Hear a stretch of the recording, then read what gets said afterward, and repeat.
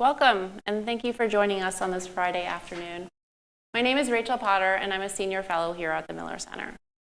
If you're a regular participant in Miller Center conversations, you know that we spend a lot of time talking about and thinking about how presidents exercise and sometimes abuse their powers. We also spend a lot of time thinking about how the presidency has changed since the founding. And one of the ways we talk about it changing is that presidential power has grown. We're here today to talk about one very specific way that presidents exercise their powers, and that's the pardon power. The pardon power is outlined in Article 2 of the Constitution in just 20 short words, and I'm going to read those to you right now. The President, he shall have the power to grant reprieves and pardons for offenses against the United States, except in cases of impeachment. Now, those 20 words have not changed since the Constitution was ratified, but what has changed is how the pardon power has. And that's what our conversation today is going to focus on, is how the pardon power has changed over time and how it's been used. The impetus for our conversation, of course, is this excellent new book, which you can buy after this event, The Presidential Pardon Power, The Short History of a Long and Troubled Clause. We're very fortunate to be joined today by the author of that book. Saikrishna Prakash is the James Monroe Distinguished Professor of Law and Albert Clark Tate Jr. Professor of Law at the University of Virginia Law School. He's also a senior fellow here at the Miller Center. In addition to the book we'll be discussing today, he has written two other books, The Living Presidency, which was published in 2020, and Imperial from the Beginning, which was published in 2015. He's published more than 80 law review articles and written for major newspapers, testified before Congress, and previously clerked for Judge Silberman in the Court of Appeals for the D.C. Circuit and for Justice Thomas on the Supreme Court. I will be in conversation with two experts today. The first expert joining us is Liz Oyer. She served as the U.S. Pardon Attorney in the Department of Justice from 2022 to 2025, where she made recommendations to two different presidents on over 15,000 pardon and commutation cases. Prior to assuming that role, she served as a federal public defender for 10 years, and she is the first public defender to be appointed to serve as pardon attorney. After leaving DOJ in March 2025, she founded Lawyer Oyer, a media platform on rule of law, courts, criminal justice, and presidential power that has grown to over 1 million followers. She began her career clerking on the U.S. Court of Appeals for the 11th Circuit and later became a Mayer Brown litigation partner. We're also joined today by Neil Eggleston. Neil is a litigation partner in Kirkland & Ellis's Washington, D.C. office. He served as White House counsel to President Obama from 2014 to 2017, and also as associate White House counsel to President Clinton, and in senior federal prosecutorial and congressional investigative roles. He's also clerked on the appellate court, we're seeing a theme here, and for the Supreme Court for Chief Justice Warren Burger. He has taught presidential power in Supreme Court seminars at Harvard Law School, and in 2023, he received the American Lawyer Lifetime Achievement Award. So, as you can see, this is a very distinguished panel. There's no one else we would want to talk more with about pardons. Before we do that, though, I want to just make a few housekeeping notes. We will be reserving the last 15 minutes of our conversation for Q&A. So if you are here in person, please take note of the index card that was on your seat. Feel free to write a question, and we will have someone circulate and pick those up. If you are joining us online, please feel free to put a question in the chat, and we'll have someone gather those as well. And also, again, for people here in person, please do plan to join us at the book signing after this event is over. Okay, Sai, we're all here to talk about the book. But before we do that, most of the people in the audience haven't had a chance to read the book. Tell us, what is a pardon, and why is it, as the book's title tells us, so troubled? Well, let me first say thank you for all coming. Thank you to the Miller Center for having this event, and thank you to these wonderful folks who've come here. I'm in a shaky position here because I'm an academic and I wrote a book, but they know far more than I do about the subject, and so I'm sure they're going to correct me in all sorts of ways, and I wish I knew them before I had written the book, because I would have said it in the book and they could have corrected all the errors that they're going to point out now. So, a pardon is a familiar thing. I mean, everyone's sort of heard of it, and it goes back for centuries, millennia. Right? Every society kind of believes that people should be punished for their offenses, their crimes, but they also believe there should be some mechanism for forgiving those offenses, either because they caught the wrong person or because the person has suffered enough or the person has become contrite, or there's a rebellion and sometimes we would need to pacify the rebellion by offering a pardon and say, come back to our family, all is forgiven. And a pardon, an amnesty can do that. So a pardon is just basically forgiving someone for their offense. We say this all the time, pardon me. Just let's put this behind us, and that's what a pardon is. Okay. You talk in the book about a number of really controversial pardons, like for family members of presidents and even for the rioters on January 6th. And in reading that, I thought to myself, well, what about holding presidents accountable? Is it true that there's no check on the president? And here I thought also of President Trump's recent comment where he said, the only check on my power is my own morality. So is that true, or can the other branches or the public hold the president accountable for pardons? I mean, you're of course right, Rachel, that the public can hold them accountable in the sense that they can hold the president in lower esteem than before after the pardon's issued. But, at least lawyers would sometimes regard that as an insufficient check. The sort of more legal checks are the impeachment process, and the Constitution contemplates that the president can be impeached by the House and convicted by the Senate, but the partisan nature of our politics makes that a kind of a scarecrow. It's very easy to impeach a president. It's very basically impossible to convict them in the Senate, given the party composition of the Senate and any likely composition. And with respect to what else Congress can do, the court long ago said that the Congress can't regulate the pardon. And I think it follows that they can't regulate what can be pardoned as well. The basic understanding is the Constitution grants the president a power, and Congress lacks the authority to modify that in any way. And I don't think the court would uphold it. Of course, courts change their mind. And anything's possible if they're confronted with a bad enough situation. But it's often said that this is one of the few totally unconstrained presidents, and I think that is still true until the court changes it. Okay. So a very unconstrained power then. Can you tell us a little bit about that troubled word in the title? Why is it troubled now? Well, the book tries to tell a story about how there have been troubling pardons in the past, where there's some sort of sense that the president's pardoning allies, or has made a corrupt bargain, or has tried to pardon in order to secure a re-election. Right? That sort of argument's been made over and over again in history. Adams was accused of it. John Adams, not Quincy. Thomas Jefferson. Andrew Johnson. Gerald Ford. Right?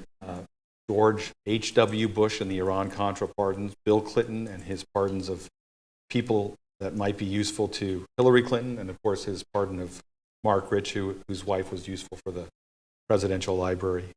So this sort of has happened many different times, and I try to discuss at least some of those episodes. But I think it's accelerating with the pardons of Joe Biden and the pardons of Donald Trump. There's just more use of the pardon power for political purposes, as I perceive it. No president says I'm doing this for cynical political reasons, but I think that's what's going on. Yeah. I think that's what happened during the past administration, at least in part. Not every pardon fits that description, but I think some of them do, and then I think some of these pardons do as well. Okay, thanks. Liz, you were at the DOJ, and we've just heard, oversaw more than 15,000 cases of petitions for clemency. Can you tell us about how the process works? So in the book, we learned that there's two processes to get a pardon. You can go through the White House or through the Department of Justice, and you were that person in the Department of Justice overseeing that process. Can you explain how that works, and when it's working right, like how do we get justice? How much justice are we getting? And when it goes wrong, like what are the reasons that make it go wrong? When I took on the role of pardon attorney in 2022, I came into that job because I believe in the value of second chances, and I believe that there are deserving people who've been treated harshly by the criminal justice system who ought to be considered for that type of relief. And there were about 18,000 applications waiting on my desk for me on day one. one of the things that really just captured the weight of this work and how important it is to people in the community is the mail that we got. Every day, there was a table outside my office where a mail carrier would come twice a day and drop a brick of letters bundled together, coming mostly from prisons. About 80% of the applications that we received are from people who are incarcerated, and they're seeking what's called a commutation of sentence. They're seeking a reduction of their sentence of imprisonment. And I know Neil will talk more about this, but during President Obama's years in office, his focus with clemency was on those people who were serving excessively long sentences for nonviolent drug offenses, and he did a lot to mitigate the effect of mandatory minimum drug sentencing laws during his time in office. But there are more people. There are still thousands of people who are serving mandatory life sentences under mandatory minimum drug sentencing laws, most of which have now been repealed by Congress, actually under Donald Trump's first presidency with this law called the First Step Act. But the law doesn't apply retroactively, and so there are people who are still serving life sentences in some cases for offenses that may have occurred 20 or 30 or more years ago. I decided to start visiting the prisons with my team to make sure that we really understood who these people are and what is the landscape of people in need of this type of relief. And I had the opportunity to meet folks who had applied for clemency and had been waiting for years for answers. And those stories really stuck with me. There was a man in a prison in Florida who came up to me afterwards and he said, "Ms. Oyer, I'm 75 years old and I don't want to die in here. You have to help me." And that was his last hope of returning to his family before his death, was the possibility, the slim possibility of clemency. So this was something that we took with the utmost seriousness, reviewing these applications and making recommendations to the president. And we were very concerned about making sure that everyone had a chance for their application to be considered. We did a careful review of all of the applications and collected all of the records about the time the person spent in the Bureau of Prisons, how they did, how their conduct was, do they have disciplinary infractions. We collected letters of support often submitted from family members. We would then seek the input of the U.S. Attorney's Office, the prosecuting office that had put the person in prison in the first place, the judge that had imposed the sentence. A great deal of information went into these recommendations. They were very carefully vetted and thought through, and then that recommendation from the pardon attorney would go through the Office of the Deputy Attorney General, so the number 2 in command of the Justice Department, and then to the White House counsel's office where Neil served, and then the president would have the opportunity to get the advice of his White House counsel about whether to grant or deny the application for clemency. That was the process for most of the time I was the pardon attorney, and it was a very serious and rigorous vetting process. Everything has changed completely since Donald Trump took office. I served in the role of pardon attorney for about 7 weeks before I was fired from the Justice Department by the Trump administration. And during the 7 weeks that I was pardon attorney, there were dozens of pardons that were issued, and I was not consulted about a single one of them. I mean, there were thousands if you count the January 6 pardons, but in terms of individual pardons beyond that, there were many more, and the process just completely changed very quickly. No vetting, no applications. It all sort of went out the window. So I don't know if that answers your question. But I think we got to where it doesn't work. Neil, can we pivot to you, and can you explain the view of this from 1600 Pennsylvania Avenue? So when you're in the White House, in the counsel's office, Liz described a sort of very typical orderly process that by which you would get pardon requests.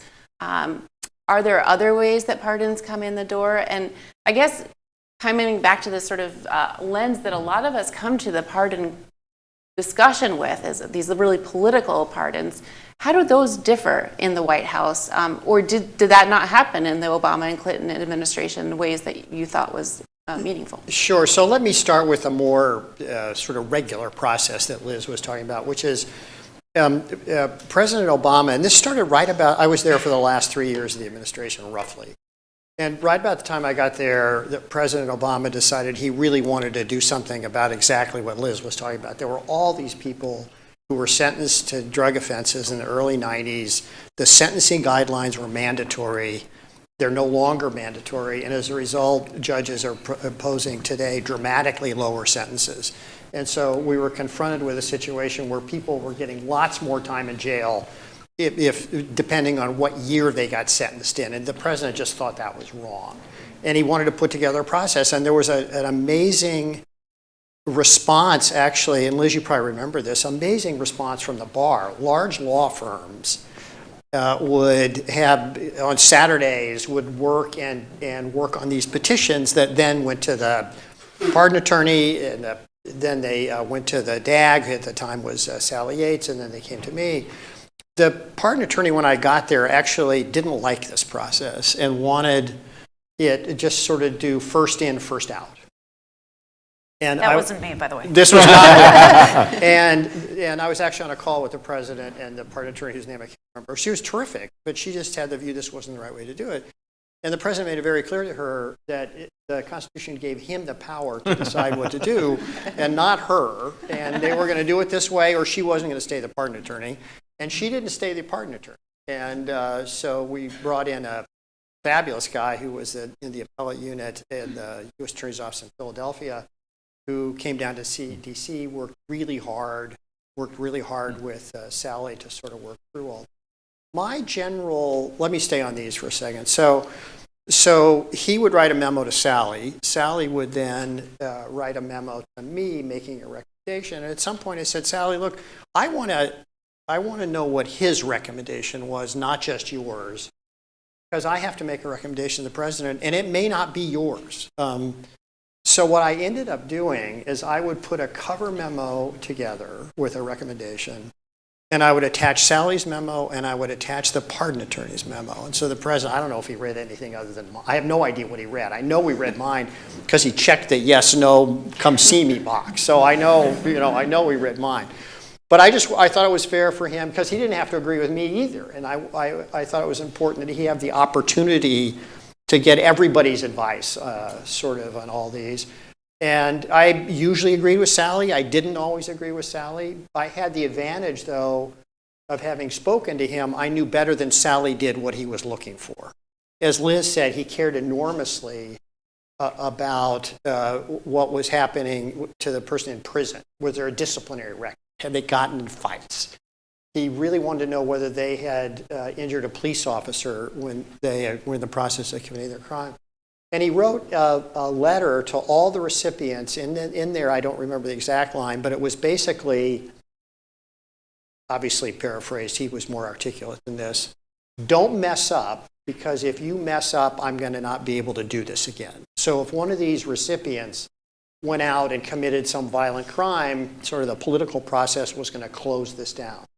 I haven't seen recent studies, but basically, unlike the January 6th people that Trump has pardoned, basically the people who were released from prison by President Obama have not particularly reoffended, sort of, I think.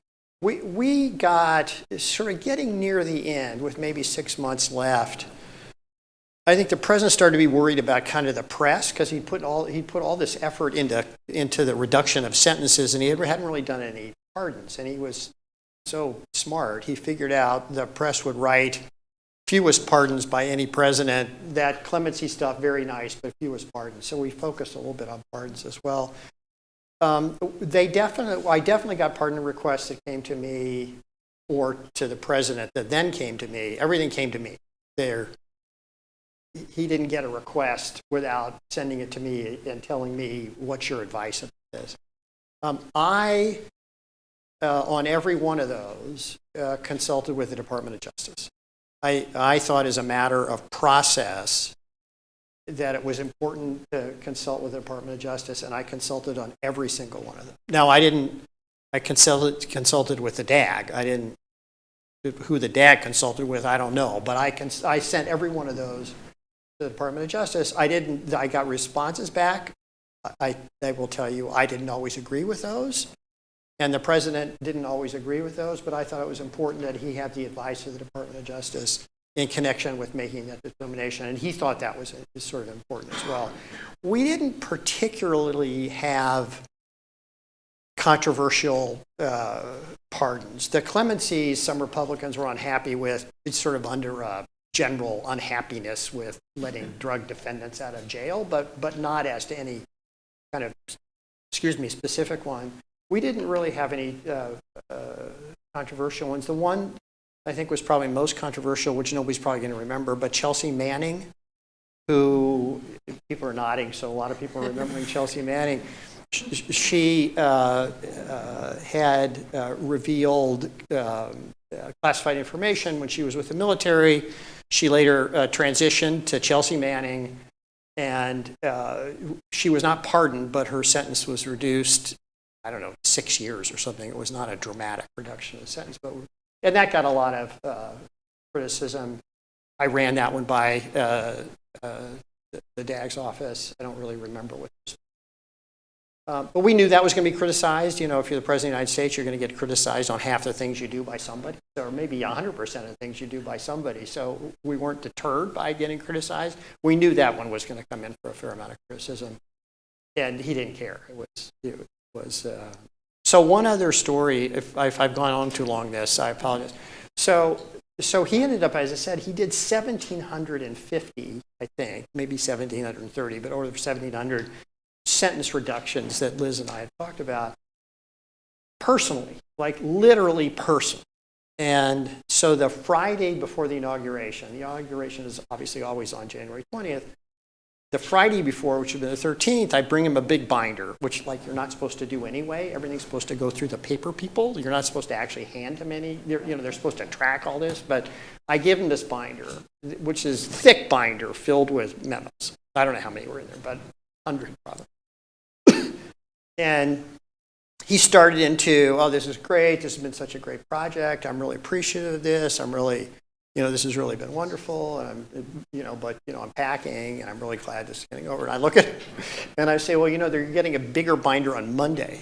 And he just shrugged and said, okay. And by, I think, Tuesday, I had all those back because he had to get them all done by noon on the following Friday, January 20th. But he was excited about this.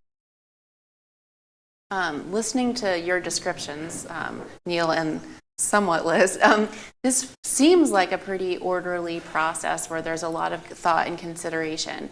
And Sai, I'm remembering a term from the book which I really liked, which is called pardon dystopia. So that is not, maybe a little bit of, Liz got there, but we haven't fully got there yet in our conversation. So can you talk a little bit more about what exactly is the scale of pardon dystopia that you describe in the book?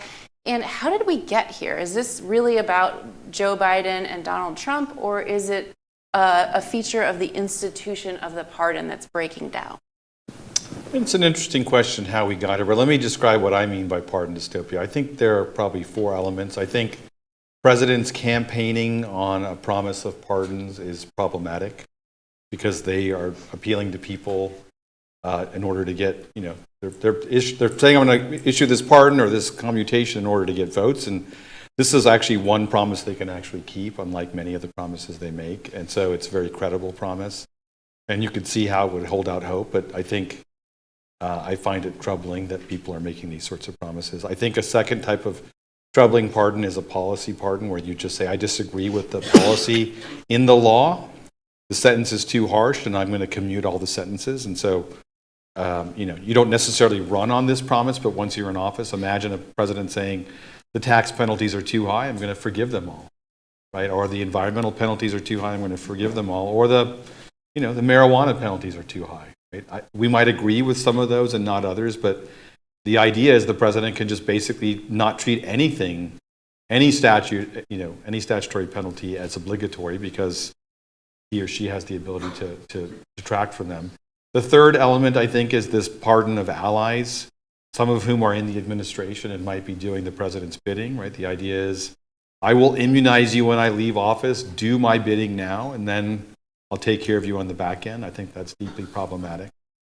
And then, finally is this phenomena of cash for contributions or cash for clemency, where you give pardons to donors and business associates.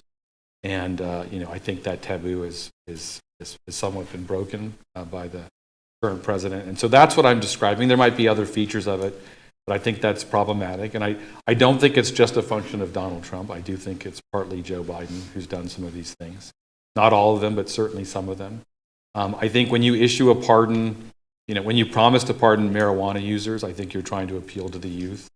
When you give that pardon, I think a month or two before the election on the same day that you're giving student debt relief, it very much looks like a ploy to get votes. And, obviously presidents want to get votes, but I think that's not a good look for presidents to be using the pardon pen for these sort of crass political purposes. So that's what I meant by pardon dystopia. Was it inevitable? I don't know. I'm not I can't tell the future. I certainly didn't see it coming, 12 or 15 years ago. But I think it's a very attractive tool for the president because, again, this is one area where the president's will prevail. The courts aren't going to second guess these pardons, and Congress can't do anything. And so, I think this is only going to accelerate it. Anything's possible, but that's my prediction. Okay, not a bright prediction. I think we all can agree with that. I'm curious because about thinking about how this feels from the public's perspective. And Neil, I read an interview that you gave many years ago now, and you were talking about this Obama clemency program that you've just described to us. And you said people didn't always know what a fair petition for a pardon or clemency was because we in the White House or in the Department of Justice have a lot more information than the public does. Now, thinking about Sai's pardon dystopia, how are we supposed to know, and Liz, you might have thoughts on this as well, if a pardon or a clemency petition is fair and is just? So that's, Rachel, I think that's a good point. But I also think that Sai's point is right, which is that you can kind of look at them, and maybe you don't know the details of all of them, but you certainly know a lot of information about a lot of them. So starting with some of the Biden pardons, look, he pardoned his son. I thought his mistake in pardoning his son was to say he was doing it because the process had been weaponized. It all took place under A.G. Garland. I actually think if I'd been his White House counsel, I would have said, pardon him, but just say it's because you're his father. And people will understand you're going to pardon your kid, whom you love, and he's had a troubled life, drug addict. But don't do this weaponization thing. Don't do it as like sort of this is, as Sai would say, as some big policy thing. Just say he's my son. I was surprised, for example, that President Clinton, I'm about to mention a name I'm not sure people are going to remember, but I'm surprised that President Clinton did not pardon Webb Hubbell, who was prosecuted for tax-related offenses twice and was like his boyhood friend. And, I would have told him I was out of the White House by then, but I would have said, go ahead and do it. And then the other thing that's happened, and I'm worried, I'm interested in Liz and Sai's view about this, I'm sort of worried about this. So President Biden did pardon some people kind of on the way out the door, right? Chairman of the Joint Chiefs Milley, and a few others that he thought might be targets. In retrospect, he should have pardoned a whole bunch more. He should have pardoned FBI Director Comey and, and New York AG Letitia James and all sorts of people. I suspect at the end of the Trump administration, the question is really just how broad will that exit pardon be? Will it be everybody who worked in my administration? It's sort of hard, but I think it's going to be enormously broad. That would be my prediction. And once we start going there, and look, if you're Biden, if you're sitting there today, you're thinking, well, it's sort of hard to criticize what I did because look what happened to the people I didn't pardon. And if I hadn't pardoned Milley, he would be prosecuted. But I can just sort of feel coming that a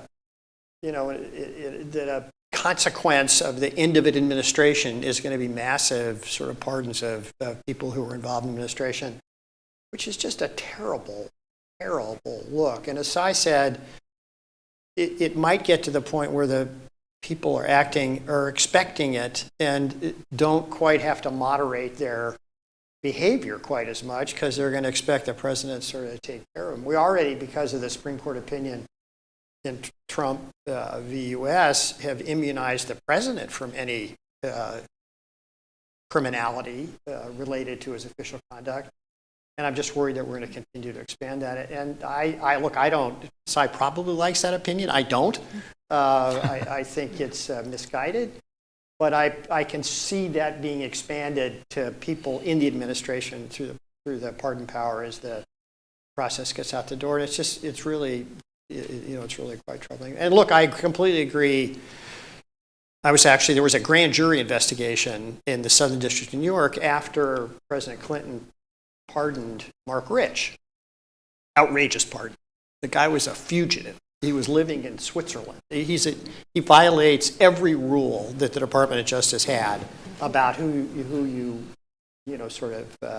might consider for pardon. But his wife had given him a lot of money to the campaign, or was promising to, or whatever. I mean, that was inappropriate, completely inappropriate. Big grand jury investigation, didn't go anywhere. But the Southern District, which had prosecuted Mark Rich, was pretty unhappy about it, and so they delved into it.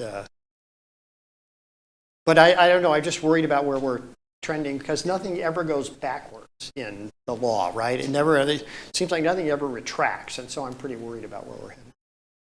Liz or Sai, did you want to respond? Yeah, I agree with you that there will be massive pardons at the end of this administration of everyone who's stayed on the president's good side in his administration. And I think it's possible that some of them have already been written just in case something happens to the president. He's probably got a stash of them in a desk drawer somewhere for his family members and the ones that he still likes. I think that he uses pardons in a way that we have never seen before. This president does. He uses them strategically as almost a form of currency. I would say as a form of currency. He dangles the possibility of a pardon, just the possibility of it, to let people know this power that he can wield over them. And pardons are very valuable to people who have criminal convictions and are seeking to make money, people who are taking risks and could potentially be prosecuted. So this president strategically uses the possibility of a pardon to achieve personal, political, and financial objectives in a way we've never seen before. We saw some messaging around the activities of ICE coming out of his administration. Stephen Miller and J.D. Vance talked about how ICE agents have absolute immunity from prosecution. They don't. That's not true. But it evokes the possibility that the president can bail these agents of the federal government out of any trouble that they might get into by pardoning them. He has done that with some high-profile figures in his orbit as well. He refuses to rule out the possibility of pardoning people like Ghislaine Maxwell, the co-defendant of Jeffrey Epstein. He's been asked, will you or won't you pardon her? And he won't rule it out, which is really quite extraordinary. And it suggests that he wants her to know and others to know that he has this leverage, he has this power. So if you do what he needs, if you serve a purpose for him, he may reward you with a pardon. He has also used pardons in a way that is enriching himself and his family personally on a scale that we've never seen before. And I think that's very different than what President Biden did. I think that Sai is correct that some of Biden's pardons sort of laid the groundwork for this narrative that all presidents abuse the pardon power. But no president has ever systematically enriched himself through the use of pardons in the way that Donald Trump has done. He pardoned the founder of a cryptocurrency company that invested $2 billion into his family's cryptocurrency company, for example, which is really unprecedented. He pardoned a healthcare executive who was skimming money from his employees' paychecks in Palm Beach, Florida. His mother was a major donor to Trump. His mother attended a dinner at Mar-a-Lago, a $1 million a plate dinner with the president, and literally days later, her son got a pardon. It's really hard to deny the sort of transactional aspect of what's going on here. He casually pardons people as favors to friends. There's a story reported in the Wall Street Journal recently about a round of golf that the president played with Trey Gowdy, the former congressman, and Trey Gowdy said, "Oh, I've got this client who needs a pardon," and the next thing you know, the guy's got a pardon, even though Donald Trump's Justice Department was actively prosecuting that case, had just indicted that person within the last year. So it is just a tremendously different use of the pardon power than we've seen in the past, and the sort of casual dispensation of pardons without vetting is very troubling, and the ways in which this president is using the pardon power to amass power and wealth for himself and his own family is very troubling, and I think really quite different than even what we saw during the prior administration. And I agree with Neil that we likely have not seen the last of it. There probably will be many more very distressing pardons to come from this president. Just real quick, because Neil said I probably agree with the immunity case. I actually don't. Right. I have a piece out in the esteemed Virginia Law Review that criticizes that opinion. So we're on the same side on that one, Neil. So I think I agree with much of what Neil and Liz said. One of the parts, the book is trying to show that the pardon power has been used for political purposes before, that it's far worse now. I do believe that Trump has done more than Biden has to break these norms. But I don't think it's the first time these norms have been broken. I mean, Bill Clinton pardoned FALN terrorists, Puerto Rican terrorists, and Hasidic Jews. I think he did that because he was trying to help Hillary Clinton's campaign. I think that's the only reason that's the only explanation for these pardons. And Joe Biden pardoning the marijuana folks, I think that's basically trying to get votes. I think Trump is just taking it to 11. If you're a Spinal Tap fan, it's just going. He's taking it even further, and it's going to be far worse. It's going to emerge worse at the end of his second term. And what Liz described an orderly process. There's a paper by Jack Goldsmith about the first Trump term, and it kind of looks like the second Trump term in terms of there's very little pardons issued through the ordinary process. It's all being done at the White House, and of course there's now a pardon czar. And they clearly contemplate most of the stuff happening in the White House and not through this other process. So I think there's been an accelerating trend. I think Biden and Trump are part of that. It's Trump and then Biden, then Trump. And this time it's just going, it's ascending to new heights, right, in terms of everything. I mean, today there was a pardon of 5 football players. I vaguely recall some of them. But I'm assuming he's doing so for publicity reasons, right? I think he's thinking that he should have issued it on the Super Bowl day, right? This was like a mistake to wait. I don't know who was advising him, but he clearly issues pardons for publicity purposes. There's an interesting article that I cite in the book about how if you're a celebrity, you're more likely to get a pardon, and if you have a celebrity lobbying on your behalf, you're more likely to get a pardon. And so one prisoner said, "Get me any Kardashian. I will take any Kardashian as my lobbyist because I know I have a better chance of getting a pardon," which is true. It's entirely true because he wants Kim Kardashian or Deion Sanders to say, the president just did the right thing by pardoning this person that I told him to pardon. Okay. I feel a little bit like we're at 11 right now. This is a lot of alarming and really informative discussion about what's happening right now. In the book, you tell us about a couple of options. You lay out, I think, by my count, at least 6 proposals to reform the pardon. Can you lay out some of the ones you think are most promising? And Liz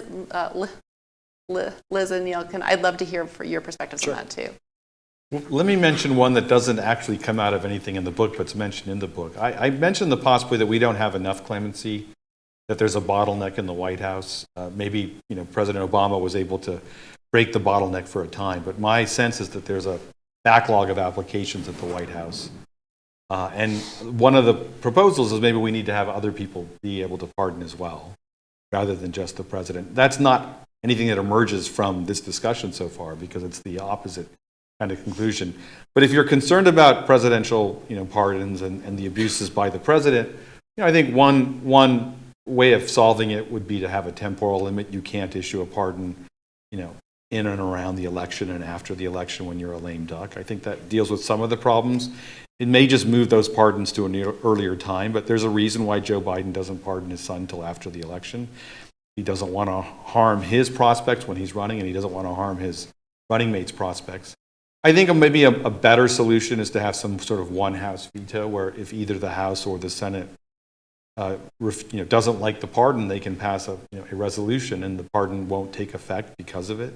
This obviously limits the sorts of people that can get a pardon. I think that's not a bad idea. If neither chamber is willing to pass such a resolution, then maybe the pardon's fine. I think that's probably the easiest thing to do. I think a third solution would be you need the Senate's consent whenever you pardon someone. I think the problem with that is that creates two bottlenecks, one at the White House and one at the Senate. The Senate has far too much to do and far too little time to do it, apparently. So I don't know if we want to give them another sort of function in this way, but that's why if you sort of reverse it, like the pardon goes into effect after 60 days, unless the Senate or the House checks it, I think that might be a useful reform. Of course, I'd be interested in hearing what these folks have. Well, my view is that we need to have more mechanisms for people to get second chances who are deserving. And it doesn't have to be the pardon power. The president is not best situated to evaluate all these applications because he's also got a million other things to do. But we need to have opportunities for people who have served their time and rehabilitated themselves to be considered for second chances. And we need to have opportunities for people who have been convicted of crimes long ago and rehabilitated themselves to get out from under the stigma of having a criminal conviction on their record. Most people who seek pardons are people who have served and completed their entire sentence and reestablished themselves in the community, but are still dealing with ongoing effects that last decades of having a criminal conviction. One thing that parents experience is that often they can't attend field trips with their children or grandchildren because the criminal conviction on their record prevents them. I actually went to the White House with a man who had gotten clemency from President Obama and then gotten a pardon from President Biden. A really wonderful man named Jason Hernandez who has completely rebuilt his life and contributed to his community in so many ways.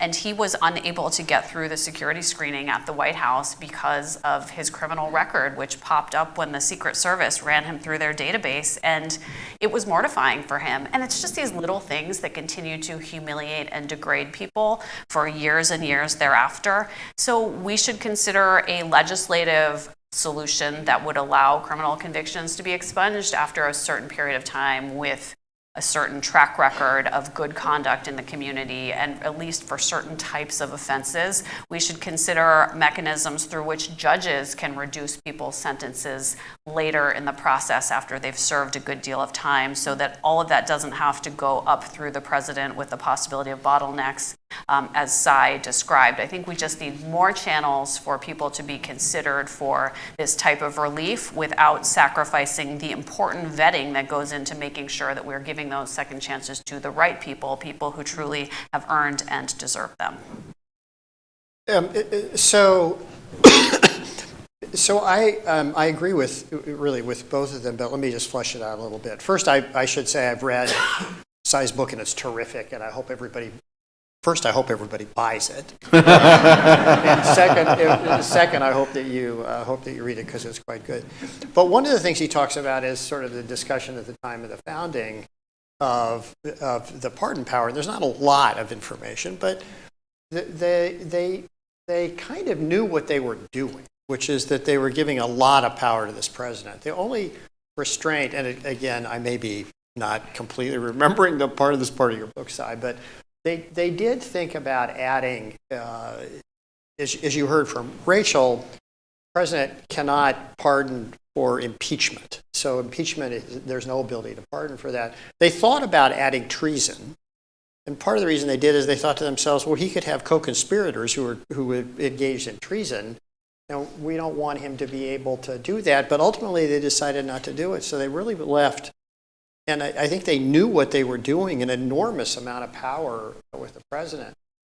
I'm a little worried that some of the ideas that Sai just mentioned, particularly given where we are at the Supreme Court, just would not be, sort of upheld by the Supreme Court, because although a lot of these opinions come after post-Civil War, where Congress was trying to put restraints on then President Johnson. Lincoln had assassinated, so President Johnson and the Supreme Court struck most of them down. I actually think it would be, I agree with Liz, the Second Chance Act, is that what it's called?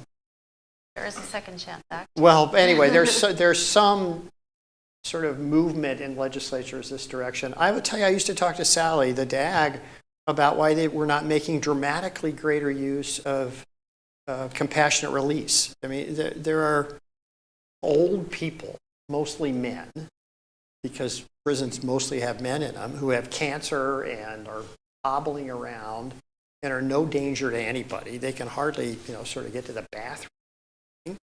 And yet they're being given medical care in these prisons. And I just could never, it's like she could focus on the clemency, but she couldn't also focus on compassionate release.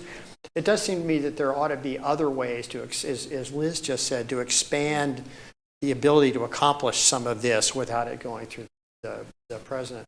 Most presidents, President Obama just really cared about this and really thought what had happened to these people largely in the night who were convicted in the 90s, sentenced in the 90s, was just unfair, and he was willing to devote, as you could tell, an enormous amount of personal time to it. But most presidents aren't going to do it. They're not going to, they get the binder from the White House counsel on the Monday before they're,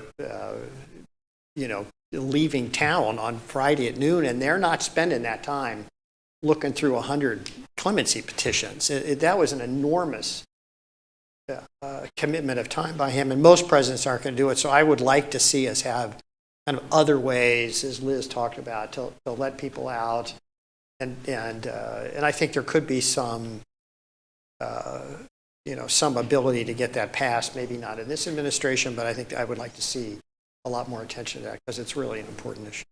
Okay, so I know you wanted to respond to that, and then we have some excellent questions from our audience. Yeah, just really quickly. I mean, I agree with Liz, and that's one of the proposals is to maybe statutorily vest some pardon authority in some other institution that can actually do the hard work of reviewing all these applications. I don't think the Constitution precludes that because there's long been a federal statute that allows the Treasury Secretary to remit fines, and of course there's also these boards, these parole boards that are doing commutations, right? And that's done by statute as well. So I think Congress could establish an office, call it the pardon attorney, who actually can issue pardons. I think that's constitutional.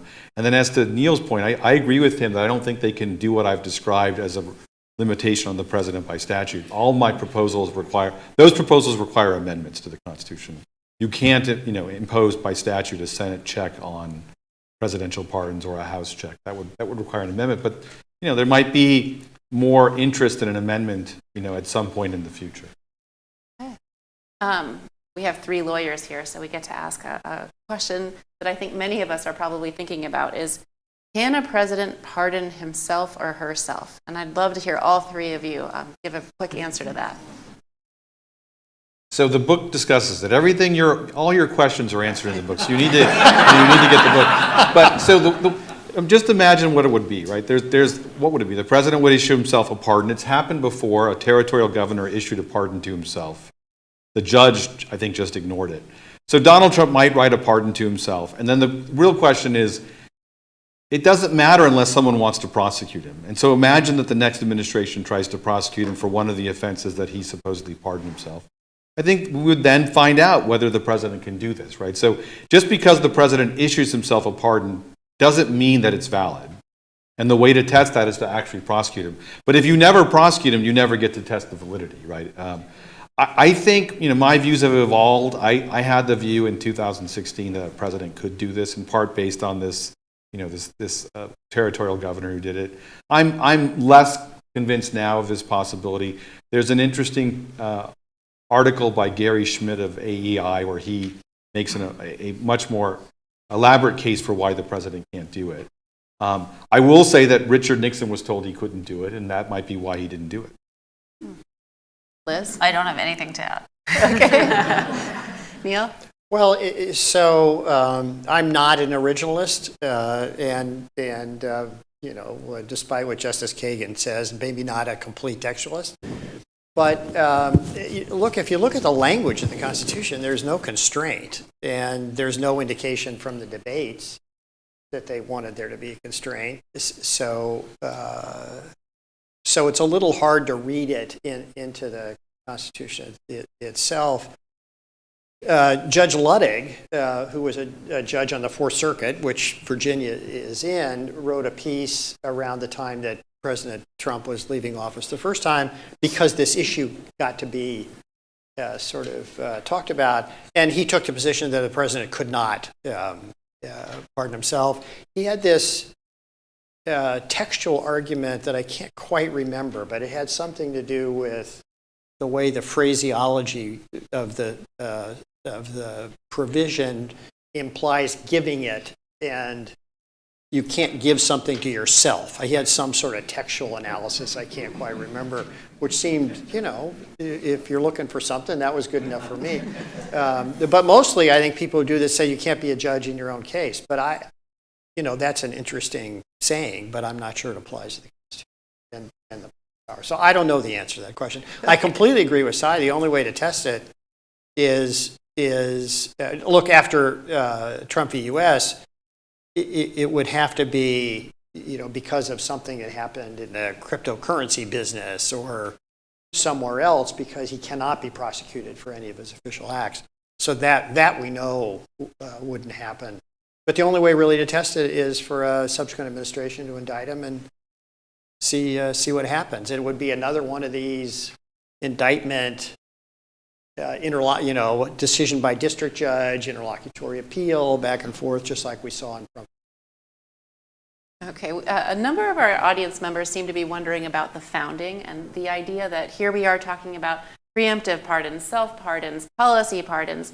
Did the framers talk about this? What was the debate like? Can you give us, and I'll just throw it open to the panel if anybody wants to take it. What was the debate, and was any of this foreseen? I think Sai's the one to answer this one. I'm pretty sure this is in his book. Yeah, I mean, it's what Neil said it before. They knew they were giving a super broad power to the president. They knew that the president could pardon before trial or conviction. That's how you pacified a rebellion. You told rebels, lay down your arms, I won't prosecute you. You don't say, lay down your arms, I will try you, convict you, and then I'll pardon you, right? That's not going to lead them to lay down their arms. So the idea of pardoning someone before trial and conviction is an established feature of the pardon in England and in the United States. They knew that, and they also knew that they were giving an incredibly broad power. They thought, on balance, that was better than some other arrangement. But you have to remember, it's an all or nothing proposition, right? It's an as is proposition, right? Imagine the Constitution just says as is, because when they're deciding whether to ratify it, it's an all or nothing thing. They're not allowed to say, I ratify if and only if you change the pardon power. Or they don't perceive themselves as having that authority within the state. So what they do is they ratify it and they propose amendments. And some of those are taken up in the first Congress and many of them are not. And so once you're in the state ratifying conventions, you're just not able to revise it. You're not perceived as being able to do so. So you're just, all in all, the Constitution looks pretty good. There are some blemishes. Everybody admits that. There's no one who says it's perfect. Washington says it's not what I would have done, but it's far better than what we have, and that's just the sentiment that Federalists have writ large. Okay. Liz, I think this one's for you. Someone's asking whether there is a relationship between a pardon and the basis for a pardon, and when a citizen of your peers in a jury makes a determination, does the pardon take that into account when you're making a factual recommendation in DOJ? Yes, so a pardon has the effect of undoing a conviction that has been imposed by a jury or in some cases a judge, and that is an important consideration, and therefore a pardon is typically not granted lightly because it does undercut a finding of the justice system. The way the justice system is supposed to work is that a conviction is final once it's entered. But the pardon power recognizes that sometimes there are other interests that would justify upsetting a conviction that's imposed by a jury. One of the criteria that the Justice Department takes into consideration for a pardon is how long ago did this conviction take place.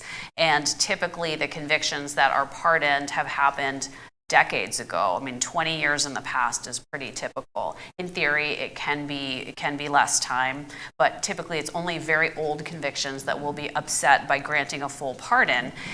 That has all fallen by the wayside under this current administration. Donald Trump is the only president that I'm aware of that has repeatedly pardoned people who, in some cases, are still serving their sentence. In some cases, have not even started serving the sentence that was imposed in their case. And in some cases, people who have not yet even been convicted but are still pending charges. So that is very inconsistent with the way the Justice Department has historically viewed the pardon power.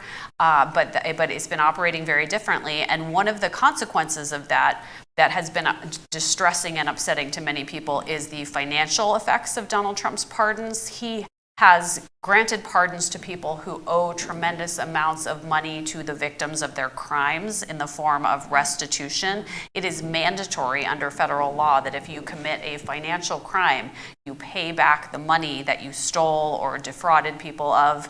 It's mandatory that you pay for any losses caused by your criminal conduct. There are also sometimes fines that are imposed as part of a punishment for a crime. And Donald Trump's pardons have broadly wiped out the restitution and fines that are owed by people who he pardons, which is very unusual. Historically, pardons have been reserved for people who have paid their debts, have already paid the debts that they owe.